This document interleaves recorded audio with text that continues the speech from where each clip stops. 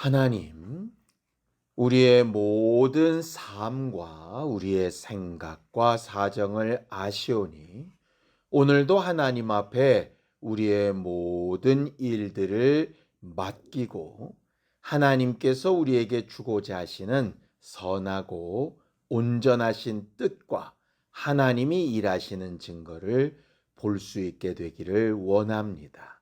겸손한 마음을 주시고 하나님이 일하실 것을 기대하는 믿음과 하나님으로 일하시게 하는 증거와 역사가 충만한 우리 모두가 되게 도와주시옵소서. 믿음으로 언금한 손길들 위에 복을 주시고 하나님이 우리에게 주고자 하시는 하나님의 나라가 각각의 삶 가운데 이루어지게 하여 주시옵소서. 예수님의 이름으로 기도하였습니다. 아멘. 하나님의 말씀은 잠언서 16장 1절에서 4절까지 말씀을 함께 합독하겠습니다. 잠언서 16장 1절에서 4절까지 말씀입니다. 함께 읽습니다. 시작. 마음의 경영은 사람에게 있어도 말의 응답은 여호와께로부터 나오느니라. 사람의 행위가 자기 보기에는 모두 깨끗하여도 여호와는 심령을 감찰하시느니라. 너의 행사를 여호와께 맡기라. 그리하면 내가 경영하는 것이 이루어지리라. 여호와께서 온갖 것을 그 쓰임에 적당하게 지으셨나니 악인도 악한 날에 적당하게 하셨느니라. 하늘 가는 여정을 살아가는 우리가 항상 마음속에 염두에 둬야 될 것은 하나님과 함께 하고 있는가 하는 것입니다. 하나님이 예수를 보내시고 성령을 보내신 이유는 딱 한 가지입니다. 우리와 함께 하시려는 거였죠. 죄는 하나님과 함께 할 수 없는 조건이고 죄에서 용서받았다라고 하는 것은 하나님과 함께 할 수 있는 자격이 생겼다라는 말입니다. 서로 다른 두 존재가 함께 살아가는 이 일을 신앙생활이라고 하기 때문에 그래서 예수님과 우리의 관계를 부부생활로 설명을 하고 계신 거예요. 법상으로만 부부가 무슨 의미가 있겠습니까? 실질적으로 마음과 삶이 함께 하고 있지 않은데. 물론 절대적으로 동일할 수 없죠. 동일할 수 없기 때문에 함께 하는 일에 수고와 노력이 필요한 거 아니겠습니까? 아예 마음도 같고 삶도 같고 똑같다면 뭘 노력을 하겠어요? 그냥 자연스럽게 가면 되지요. 신앙생활은 하나님과 피조물, 구세주와 죄인, 이 전혀 다른 두 존재가 함께 하기 위해서 하나님은 하나님대로 노력하시고 우리는 우리대로 수고해야 되는 일이 있는 것이 바로 신앙생활입니다. 그걸 배워가는 거예요. 하나님과 함께한다 라고 하는 말에 그래서 하나님은 하나님대로 일하시는 부분이 필요하고 우리는 우리대로 일하는 부분이 필요하다라는 결론에 이르게 됩니다. 본문으로 돌아가서 잠언서 16장 1절입니다. 함께 읽죠. 시작. 마음의 경영은 사람에게 있어도 말의 응답은 여호와께로부터 나오느니라 이렇게 되어 있습니다. 이 말을 오해하면 이 마음의 경영이라고 하는 것을 다른 말로 계획 이렇게도 번역을 하거든요. 그러니까 계획은 우리가 세우고 하나님은 일하신다 이렇게 오해하기가 쉽습니다. 근데 그때 말하는 경영이라고 하는 것은 무슨 얘기냐 하면요. 이런 뜻입니다. 계획이라고 하는 게 뭡니까? 어떤 목적이 있어야 계획이 있는 거죠. 그죠? 목적이 없는데 계획을 세우는 건 이상하지 않습니까? 그렇지 않나요? 그래서 마음의 경영이라고 하는 말의 원뜻에는 뭐를 목적으로 두고 계획하고 선택하느냐 하는 것은 누구한테 소속된 일이냐? 우리한테 소속된 일이라는 거예요. 우리의 의지와 상관없이 하나님은 넌 이걸 할 수밖에 없어 이렇게 하시는 분이 아니라 나는 이렇게 일하려고 하는데 너는 나랑 함께 할래? 하지 않을래? 내가 가려고 하는 그 목표에 너도 같이 갈래? 아니면 너는 네 임의대로 살래? 하는 선택이 누구한테 있다는 얘기냐? 우리한테 있다는 얘기예요. 그리고 그 일을 이루시는 건 누구의 손에 있느냐? 하나님의 손에 있다는 얘기입니다. 결과적으로만 보면 하나님은 우리의 선택과 어찌 보면 상관없이 하나님의 일을 하나님을 위해서 이루어 가실 겁니다. 그럼 우리의 선택은 무슨 의미가 있느냐? 그 하나님과 함께해서 보증을 받을 거냐? 아니면 하나님과 함께 가는 길을 거부하고 내 임의의 선택을 해서 스스로 책임질 거냐? 하는 선택이 있다는 거예요.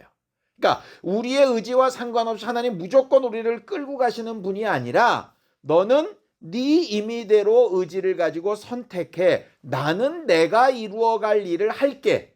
그런데 그게 같으면 서로에게 아름다운 일이고 다르면 각각 책임을 지되 하나님은 아쉬워하시고 우리는 힘든 결과를 얻게 되겠죠.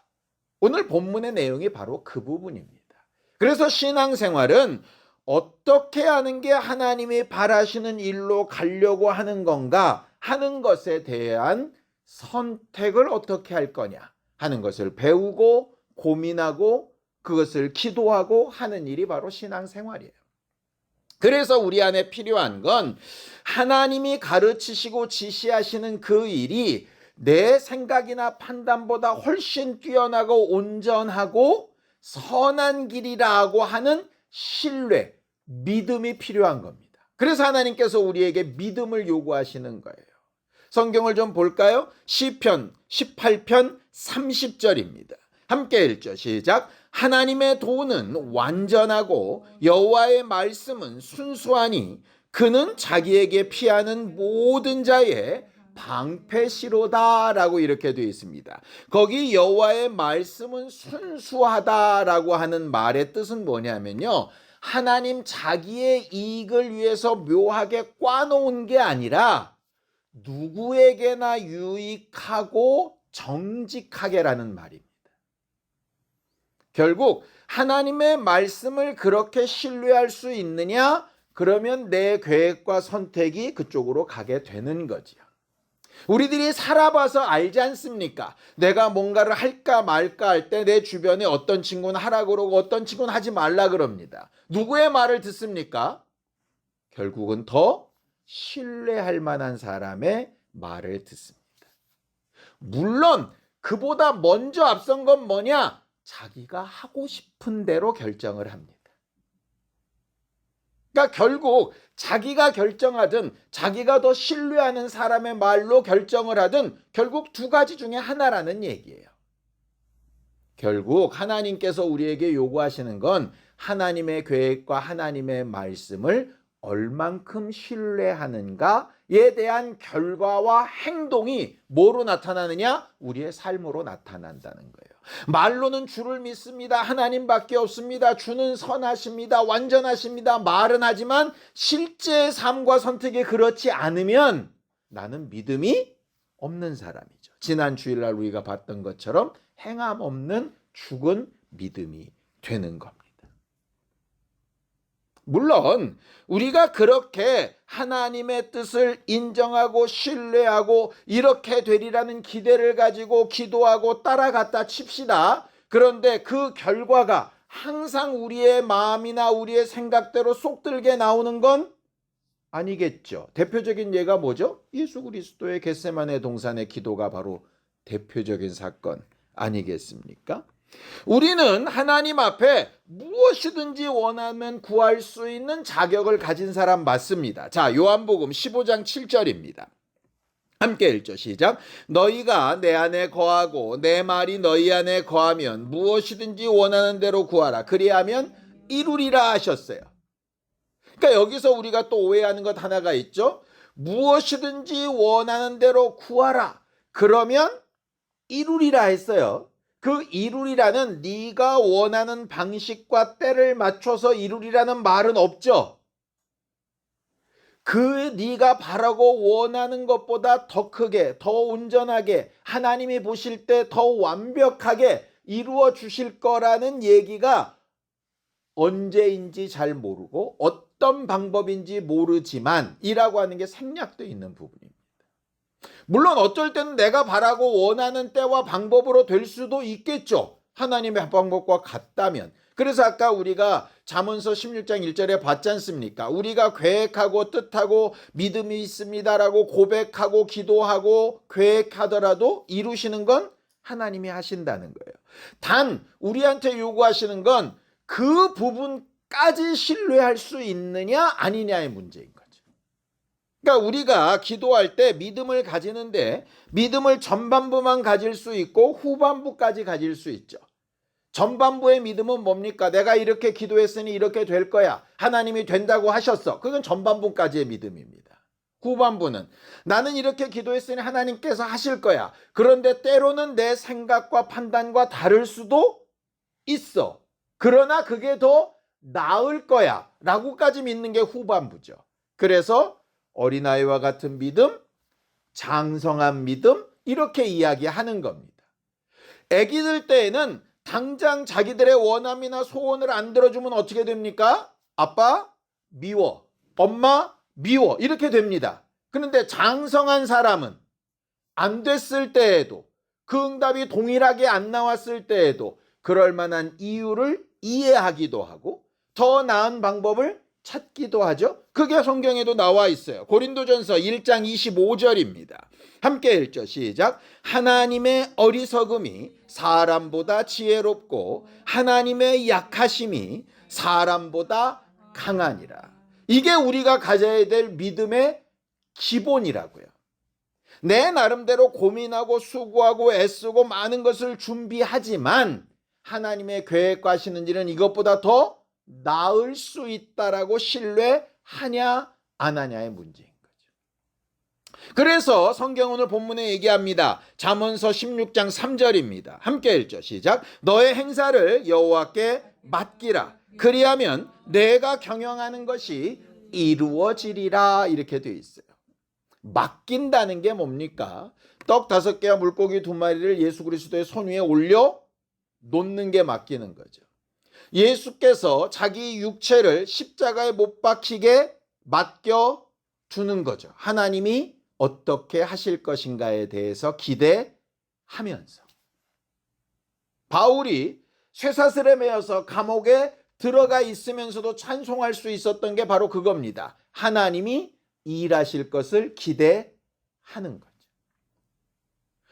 방금 말한 것처럼 우리가 바라고 원하는 것과 하나님이 바라고 원하시는 것이 때때로 차이가 있을 수 있습니다. 왜 그러느냐? 시각의 차이예요. 성경 본문에 보면 이런 말씀이 있습니다. 잠언서 16장 4절이에요. 함께 읽습니다. 시작. 여호와께서 온갖 것을 그 쓰임에 적당하게 지으셨나니 악인도 악한 날에 적당하게 하셨느니라. 그렇게 되어 있습니다. 우리가 원하지 않는 응답이 오거나 아니면 우리가 바라는 응답이 계속 늦어지거나 어쩔 때는 불편하거나 불필요한 일들이 막 발생하게 되어지면 이런 것들이 도대체 왜 있는 건지 이해하기 어렵습니다. 여러분, 여름이 되면 엄청난 태풍들이 몰려오죠. 그 태풍 누가 만드셨겠어요? 하나님이 만드셨겠죠. 물론 하나하나를 그때그때 만드셨다는 의미보다는 그렇게 태풍이 부는 그런 자연 법칙을 하나님께서 만드셨을 겁니다. 그 태풍으로 인해서 수없이 많은 사람이 죽기도 하고 많은 재산 피해가 일어나기도 하죠. 그래서 저딴 걸 도대체 왜 만드셨을까라고 생각할 수 있습니다. 근데 많은 과학자들이 얘기하죠. 태풍이 없으면 바다가 어떻게 되겠어요? 썩습니다. 그러니까 우리가 볼 때는 필요 없는데 전체적인 그림으로 보면 필요한 거죠. 우리가 볼 때는 12명의 제자 가운데 가룟 유다가 필요 없는데 하나님이 하시는 일에는 필요한 거예요. 그렇지 않습니까? 아이들이 자랄 때 막 성장통이 있습니다. 우리 몸에 조그만 이상이 있으면 막 열이 나고 막 아프고 통증이 있어서 너무너무 괴롭습니다. 그런 게 없으면 좋겠다고 생각하겠지만 그런 통증이나 감각이 없는 걸 우리는 뭐라고 부르죠? 나병이라고 부릅니다. 우리가 간혹 전혀 아무런 증상도 못 느꼈는데 병원 갔더니 암입니다. 이런 경우 있잖아요. 황당하잖아요. 그게 느껴지고 드러났으면 뭔가 조치를 취했을 텐데. 그러니 통증이나 아픔이 느껴지는 게 생명에 정말 좋은 영향일 수도 있죠. 근데 우리는 그런 걸 사서 하지는 않습니다. 우리 딴에는 그런 고난이나 아픔이나 어려움이나 불편함은 없으면 좋겠지만, 그냥 만사 형통하고 그냥 막 이렇게 잘 갔으면 좋겠지만, 하나님이 보실 때 악한 것도 악한 날에 꼭 필요하다면 있게 하시는 분이시니까. 내 마음에 들지 않고 내가 바라는 시기와 맞지 않는다면 이 생각을 해봐야 되는 거죠. 왜 그렇게 하셨을까? 왜 이런 일이 일어났을까? 하는 걸 생각해 볼 줄 아는 게 믿음입니다. 남편에 대해서, 아내에 대해서 엄청난 신뢰가 있는 사람이라면 평소에 하지 않던 이상한 행동을 하거나 이상한 소문이 귀에 들렸다. 어떻게 하겠습니까? 신뢰가 있다면. 그럴 사람이 아닌데 왜 그랬을까? 그랬다면 무슨 이유가 있겠지. 오해가 있거나 이렇게 될 겁니다. 신뢰가 없다면 내 그럴 줄 알았다. 이렇게 나올 거예요. 그러니까 하나님에 대한 신뢰가 있느냐 없느냐는 뭘 가지고 보면 되느냐? 내 반응을 보면 돼요. 믿음에 대한 내 반응이 바로 나타납니다. 기도는 어찌 보면 내가 바라고 원하는 일을 이루는 일도 되지만 내가 가진 믿음이 과연 어떠한가를 검증해보는 바로미터도 될 수 있습니다. 오늘 저녁에 우리가 하나님 앞에 하는 기도가 마음에 원하기로는 우리가 바라는 방법대로 바라는 때에 정말 아름답고 평안하게 화평 가운데 응답되기를 바라지만, 혹 그렇지 않을지라도 그럼 하나님은 그렇게 신뢰할 만한 지혜롭고 능력 있는 하나님이 왜 이렇게 이끌어 가실까를 생각해 볼 수 있는 믿음의 사람들이 되기를 예수님의 이름으로 축원합니다. 거기 한 걸음 더 나가서 하나님이 굳이 우리한테 뭐 악한 상황이나 조건을 만들지 않으셨는데도 어그러진 부분이 있다면 이럴 수도 있다라고 한 구절 얘기하는 겁니다. 잠언서 16장 2절입니다. 함께 읽죠. 시작. 사람의 행위가 자기 보기에는 모두 깨끗하여도 여호와는 심령을 감찰하시느니라.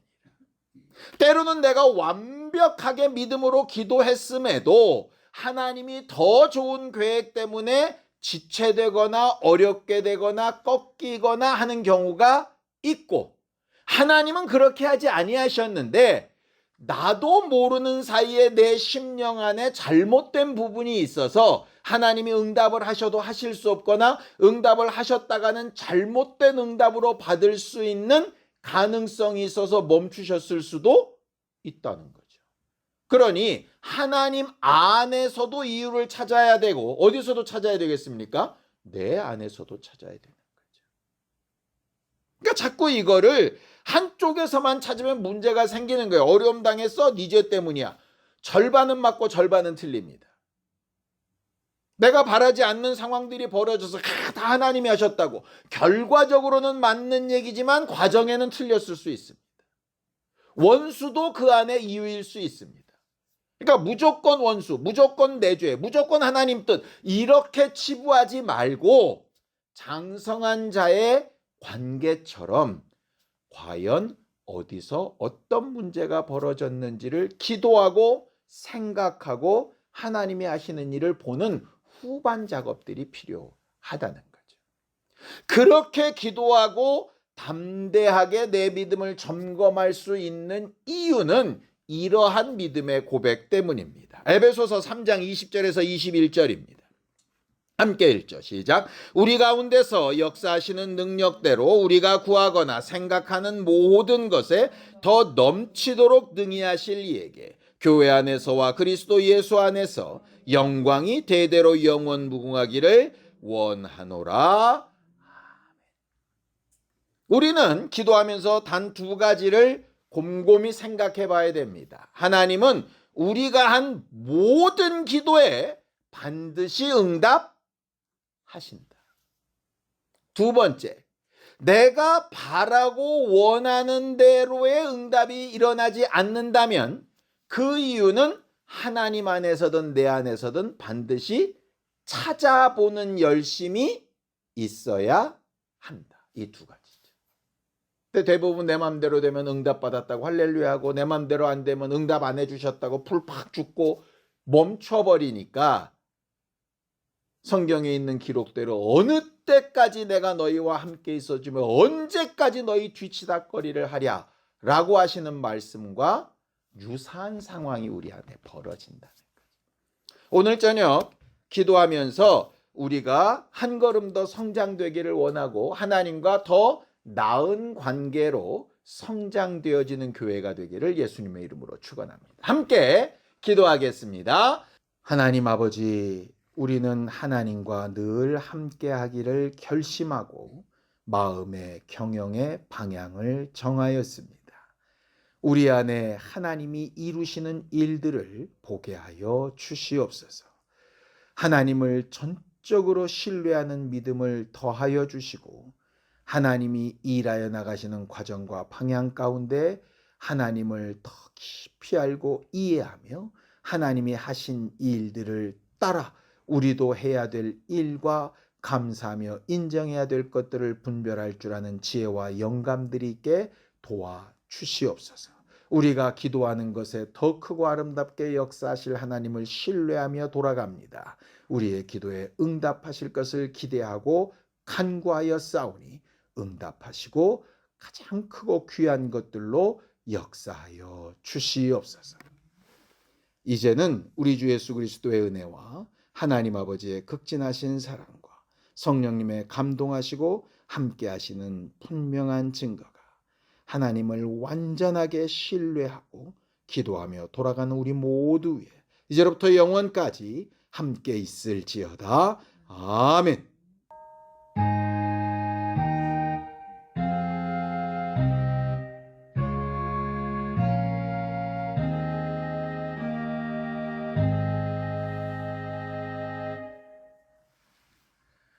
우리 기도에 응답하실 하나님 앞에 감사하며 돌아가겠습니다. 수고하셨습니다. 감사합니다.